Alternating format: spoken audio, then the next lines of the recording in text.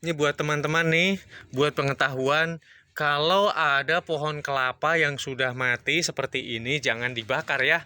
Ini tuh sangat bagus sekali dipakai menjadi pupuk kompos. Dan secara prakteknya ini kan di musim kemarau ya. Di musim kemarau ini aku ngupload ini tanggal sekian.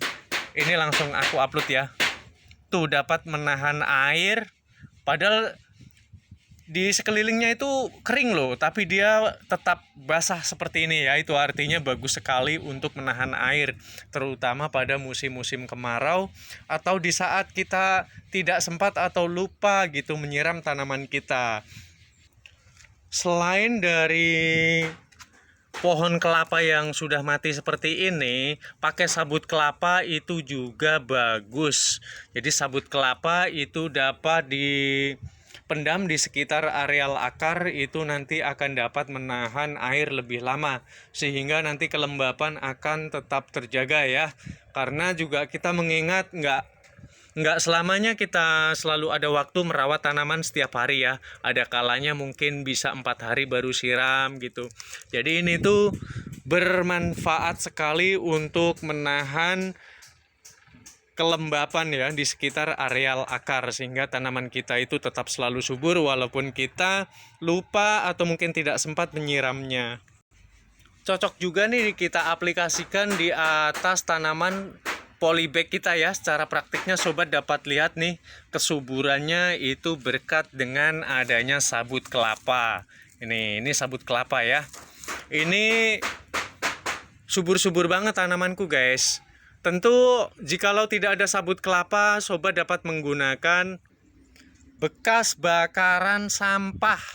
Nah, bakaran sampah seperti ini nih, sampah dedaunan atau mungkin ranting-ranting atau mungkin bekas sayur-sayuran atau mungkin buah-buahan ya. Itu tuh sangat bagus banget, dan secara prakteknya sebelum aku membuat konten tersebut aku sudah praktek. Ternyata abu bakaran ini mampu menahan air lebih lama dibanding dengan tanah biasa.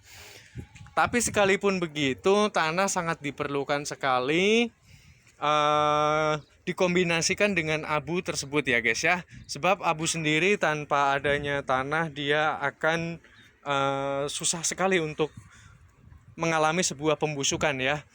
Pembusukan diperlukan itu untuk menciptakan karbon dioksida yang bakal nanti akan larut bersama dengan air ya, melalui akar yang diserap pada fotosintesis gitu. Jadi tumbuhan itu makanannya adalah karbon dioksida dan air.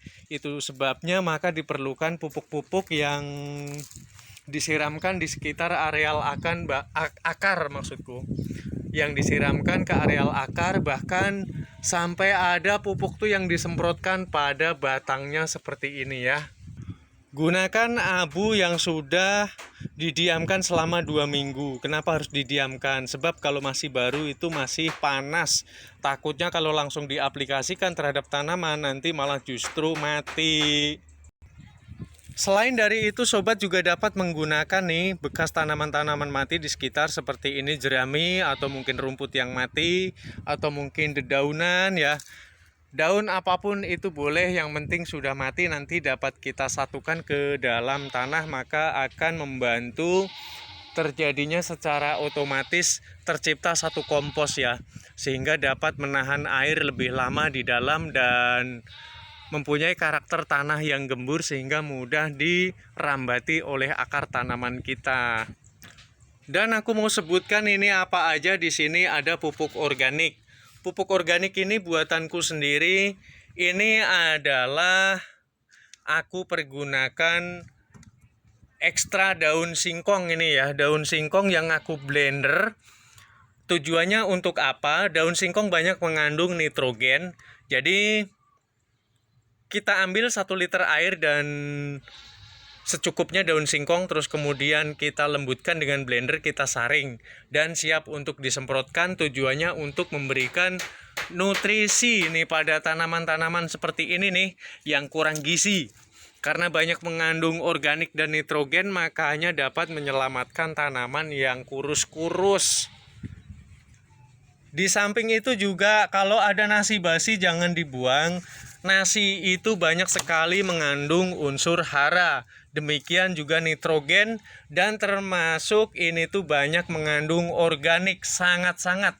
Sebab organiknya menurut dari pertanian sendiri itu dituliskan bahwa nasi basi itu mengandung di atas 20% organik. Itu artinya dapat menyuburkan tanaman ya.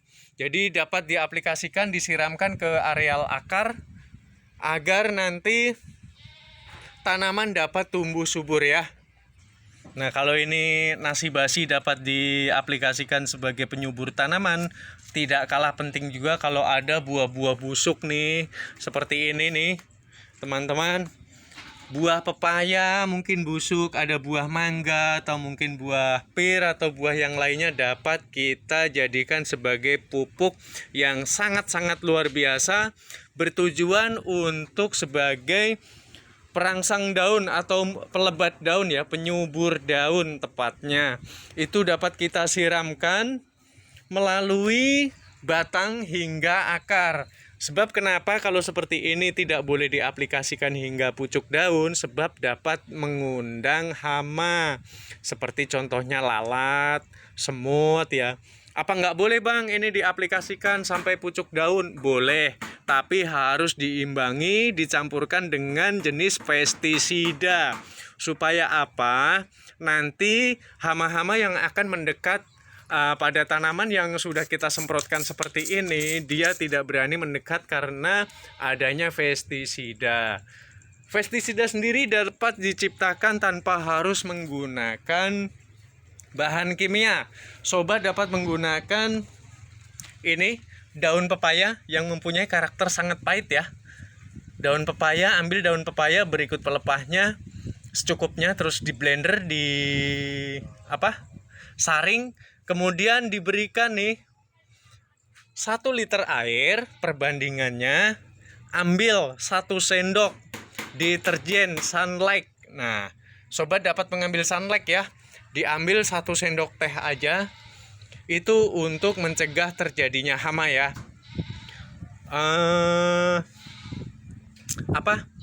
Masukkan juga tembakau kalau ada tembakau ya. Kalau nggak ada tembakau, belilah 2 batang rokok. Beli eceran di warung ya.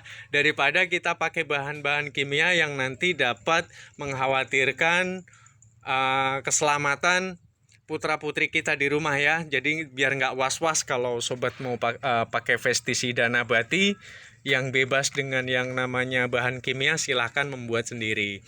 Nah, begitu caranya mencampurkan, mengkombinasikan terhadap buah.